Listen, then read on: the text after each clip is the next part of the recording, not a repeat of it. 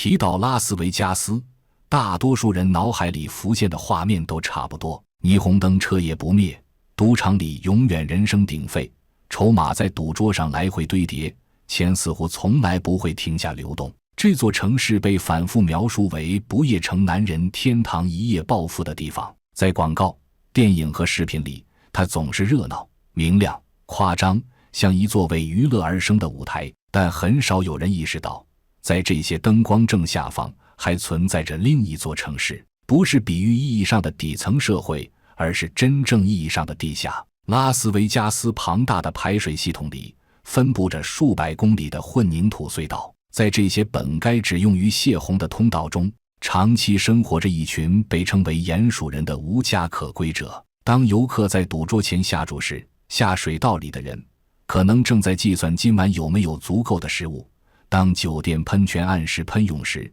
地下的人要随时警惕暴雨带来的洪水；当金钱在赌场里被反复放大和消耗时，隧道中的生活却始终围绕着最基本的生存问题。他们为什么会居住在此？真的只是因为贫穷吗？还是拉斯维加斯这个富裕的城市还隐藏有不为人知的秘密？本期我们将走进拉斯维加斯，探寻城市纸醉金迷的背后，那些被忽略的鼹鼠人。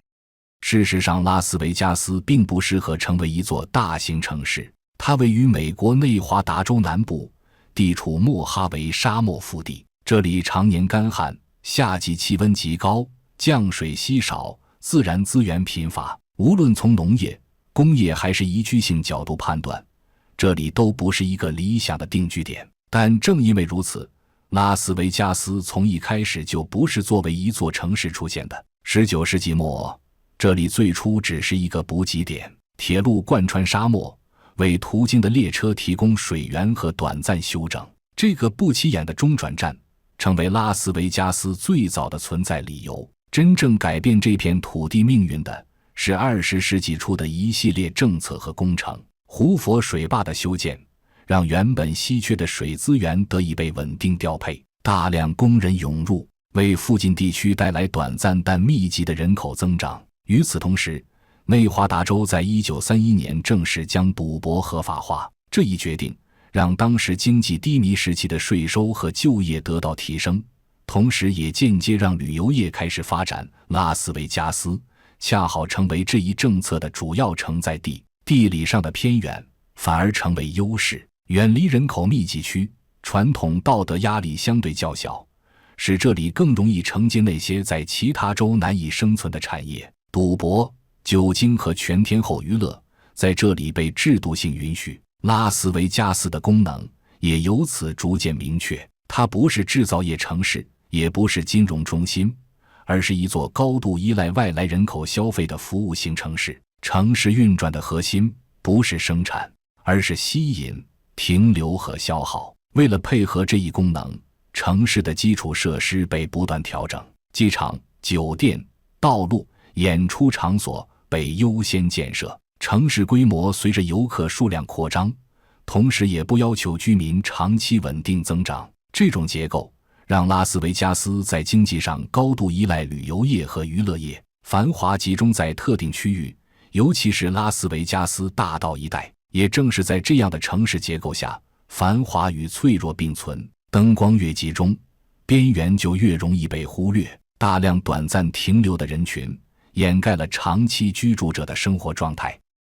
拉斯维加斯虽然位于沙漠，但并不意味着这里永远缺水。相反，这座城市最危险的自然威胁之一正是突如其来的洪水。沙漠地区的降雨往往集中而猛烈，地表来不及吸收，雨水会在短时间内汇集，形成强烈的径流。城市扩张之后，大量硬化地面进一步放大了这一问题，雨水无法渗透，只能迅速向低处流动。如果缺乏有效的排水系统，市区很容易在短时间内陷入瘫痪。为了解决这一问题，拉斯维加斯在上世纪后半叶修建了一套规模庞大的地下泄洪系统。它由纵横交错的混凝土隧道组成，连接城市各处，将洪水引向远离市区的区域。对无家可归者来说，拉斯维加斯的地面并不友好，城市对露宿有严格限制，警察会定期清理街头，没有固定住所的人很难在地面找到一个不被驱赶的空间，而地下隧道恰恰提供了这样的可能性。在没有降雨的季节，这些通道保持干燥，温度相对稳定。与沙漠中昼夜巨大的温差相比，隧道内反而更适合长期停留。没有灯光，没有监控，也很少有巡查。最初只有少数人进入这些地方，用作临时避难所。随着时间推移，这种信息在无家可归者之间传播开来，隧道逐渐被视为最后的空间。隧道从来没有被设计为居住场所，也不具备任何生活设施。进入其中本身就意味着承担风险，但对那些已经失去选择的人来说，风险反而变得可以接受。相比被不断驱赶、罚款或拘留，地下的隐蔽性成为一种优势。于是一条原本只用于排水的系统逐渐演变成一片隐形的居住区。生活在拉斯维加斯下水道里的鼹鼠人并不是一群背景相同的人，他们之间唯一的共同点都是因为被生活所抛弃，已经无法在地面堂堂正正生活。很多人来到拉斯维加斯本身就是为了重新开始，有人是跟着工作机会来的。酒店、赌场、餐饮业在旺季时确实需要大量临时工，看起来门槛不高，但这些工作大多不稳定，收入与客流量高度挂钩，一旦生病、被裁员或错过旺季，很快就会失去经济来源。也有人是被赌博拖入深渊的。拉斯维加斯并不只吸引游客，也吸引那些以为自己能控制风险的人。一开始只是娱乐，后来变成负债，再到失去住所。这条路径并不罕见，却很少被放进城市的宣传中。在下水道里还能遇到退伍军人，部分人在服役期间留下身体或心理创伤，回到社会后难以长期维持稳定工作。拉斯维加斯的高消费环境让他们更容易滑落。还有一些人本就来自社会边缘，长期的毒品依赖、精神疾病、家庭破裂使他们难以进入正常的住房和就业体系。拉斯维加斯并没有提供足够的缓冲空间，最终只能把他们推向更隐蔽的角落。在进入地下之前，大多数人都经历过街头生活，他们尝试过睡在桥下、公园、停车场或临时收容所。但在拉斯维加斯，露宿很快就会受到干预，警察驱赶、罚单、短期拘留反复发生。有一对名为史蒂芬和凯瑟琳的情侣，他们住的地方位于西泽皇宫赌场下，算是隧道人中比较考究的住处。史蒂芬本来在赌场做前台工作，虽然收入不高，但可以勉强维持生活。直到一次偶然接触毒品后，史蒂芬的命运发生了转折。因为染上毒瘾，史蒂芬失去了工作，没了收入后生活质量直线下降，最后只能搬到了赌场下的地下隧道。和史蒂芬一起住在隧道里的还有女朋友凯瑟琳。史蒂芬和凯瑟琳用心搭建他们的家，所有家具都摆放在木箱上面，防止有水流过而受潮，还用垃圾堆里捡到的饮水机做成了淋浴器。平时史蒂芬和凯瑟琳靠着寻找老虎机里被遗留的钱币来获得收入，也会出去乞讨或者翻找垃圾堆寻找生活用品。对一个已经失去稳定收入的人来说，这种循环几乎无法打破。没有地址就难以找工作，没有工作就无法租房，没有房子又会继续被驱赶。地下隧道在这种情况下成了一种被动选择，成为鼹鼠人同样也是。实际上隧道并不安全也不舒适，但至少不会每天被赶走。没有人检查身份，没有人要求证明。对很多人来说，这种隐蔽性本身就是生存条件。在隧道里，人们会互相提醒哪些入口暂时安全，哪些地方可能会被清理。这些信息靠口口相传，没有任何正式记录。外界有时会把鼹鼠人描述成主动逃离社会的人，但更接近现实的说法是，他们是在不断失去选择之后被挤进了城市的最底层空间。他们并不是完全消失在城市中。白天，一些人会上到地面，去熟悉的区域捡拾可回收物，或在固定路口乞讨，夜晚再回到地下。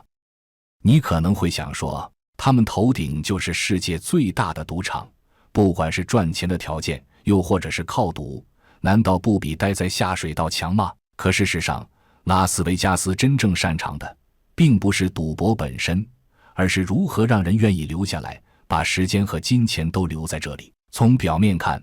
这是一座赌场密集的城市，但如果只把拉斯维加斯理解为赌城，反而忽略了它最核心的运作方式。它是一套高度成熟的娱乐消费系统，赌博只是入口。拉斯维加斯的赌场从来不是单一功能的场所，酒店、餐厅、演出、购物中心被整体嵌入同一空间，游客一旦进入，就很难脱离这套封闭而连贯的消费动线，即便不赌，也会在别的地方继续花钱。这种设计完全依据人的心理，赌场的布局、灯光、时间感控制都是为了延长停留时间。没有窗户，没有时钟，昼夜的界限被刻意模糊，人在不知不觉中消耗更多精力和金钱。更重要的是，拉斯维加斯为普通人提供了一种可负担的奢华体验。在这里，高级酒店的房价往往并不昂贵，对赌场来说，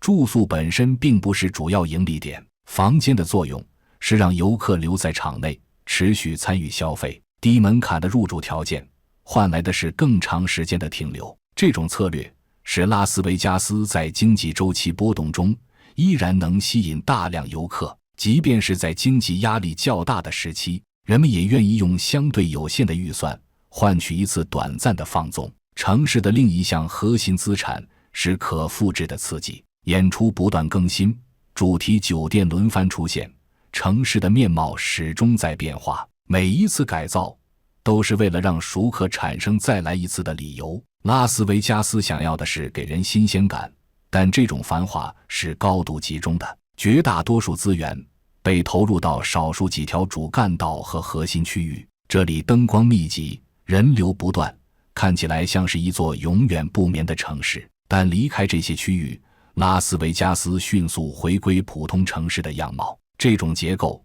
决定了城市内部的分化，一部分人依附这套娱乐系统获得收入，从事酒店、安保、清洁、服务等工作，另一部分人则在系统之外徘徊，他们既不参与消费，也难以稳定地提供服务。对后者而言，拉斯维加斯并不是机会之城，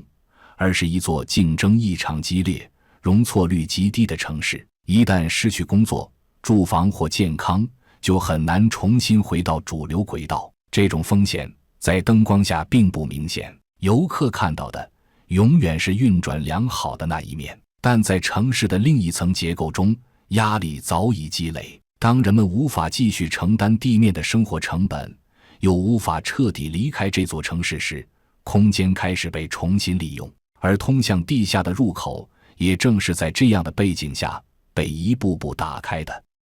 进入下水道之后，生活并不会变得稳定，只是换了一种更隐蔽的方式继续挣扎。拉斯维加斯的地下隧道并不是连续畅通的空间，而是一段段被切割开的通道，有的宽敞，有的狭窄，有的还残留着水迹和淤泥。真正适合停留的地方并不多，那些长期生活在这里的人通常会选择地势相对高、靠近出口的区域。他们很清楚，一旦暴雨来临，低洼地段几乎没有逃生机会。住所的搭建完全依赖能找到的材料，木板、防水布、旧床垫、塑料箱被拼凑成简单的隔间。有人会把床铺垫高，用来防止小规模积水，有人干脆只铺一层纸板，方便随时撤离。食物来源极不稳定，白天一些人会上到地面翻找垃圾桶，尤其是赌场和酒店后勤区域，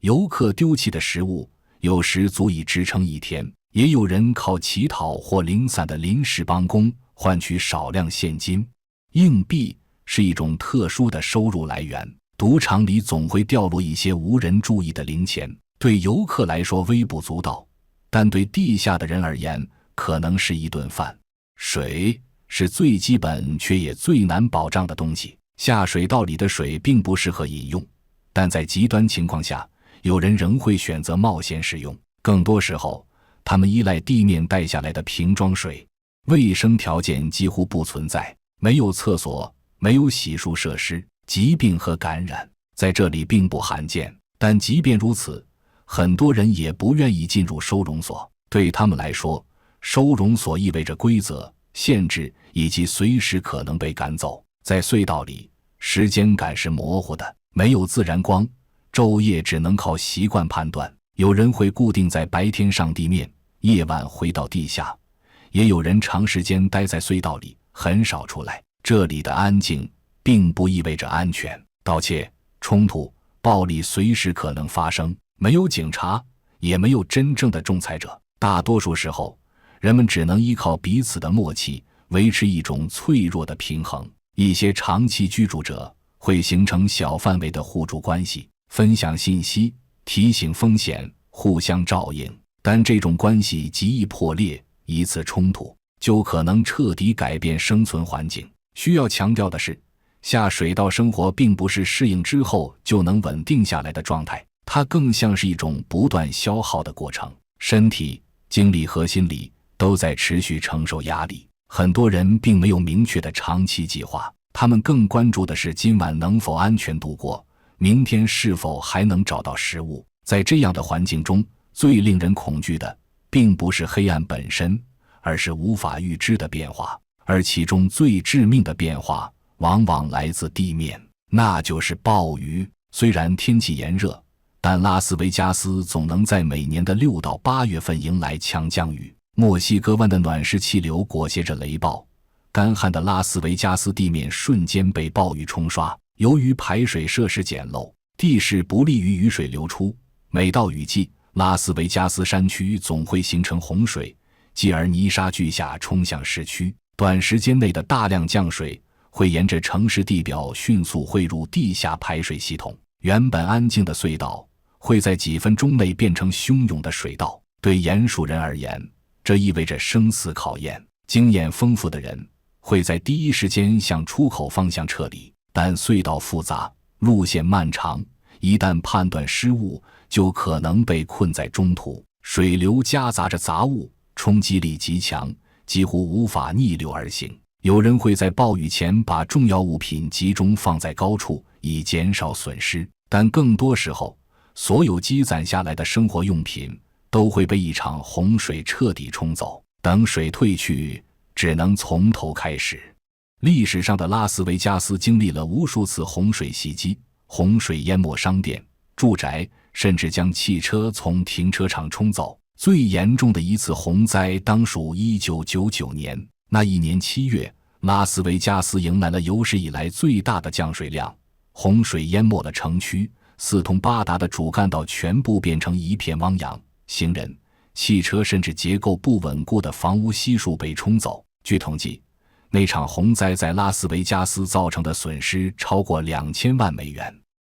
尽管生活在下水道中的人彼此背景不同，但长期共处还是逐渐形成了一种松散的秩序。一些区域只有熟人才能进入，外来者如果贸然闯入，往往会遭到警告，甚至驱赶。这并不是为了排他，而是为了自我保护。地下没有执法者，一旦发生冲突，很难得到外部帮助。在这些非正式社区中，信息比物资更重要。哪里最近有人巡查，哪个入口暂时安全，哪段隧道容易积水，这些都靠关系相近的人相互告知。这些消息关系到生存本身，但这种秩序极其脆弱，没有稳定的规则，也没有强制执行的力量。一旦涉及金钱、毒品或情感纠纷，冲突就会迅速升级。盗窃、打斗，甚至更严重的暴力，在地下并不罕见。女性在这里面临的风险尤其高，虽然有些人会选择结伴而居，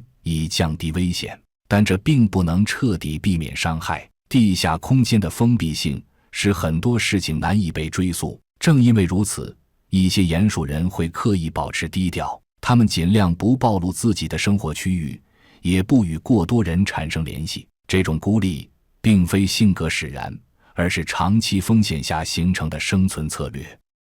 地面之上是高度集中、精心设计的繁华，赌场里灯光永不熄灭，酒水不断续杯，筹码在赌桌上反复流转，游客在这里短暂停留，带着期待而来，也带着幻想离开。地面之下是另一种时间感，没有灯光，没有音乐，只有混凝土墙壁和潮湿空气。生活被压缩到最基本的需求：吃、睡、躲避危险。这两种生活只隔着一层地面，却几乎没有交集。赌场的繁荣依赖持续不断的消费，而地下的存在则是这套系统中被排除的一部分。当人无法继续参与消费，就会被逐步挤出可见空间。鼹鼠人并不是这座城市的反面，而是它的阴影。他们的存在提醒人们，繁华并不意味着每个人都能被包容。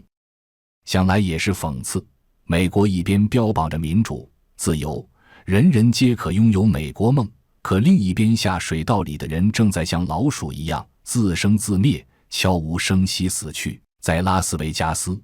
地面上演着灯红酒绿、声色犬马的奢靡，地下则是挣扎在生死边缘、食不果腹的底层人。也或者，拉斯维加斯正是美国的缩影，表面虚假的自由民主和繁荣，实际内里早已龌龊不堪，金玉其外，败絮其中。而究竟要如何改变，或许还是需要交给时间。长视频制作不易，欢迎关注、点赞、收藏，我们下个视频更精彩。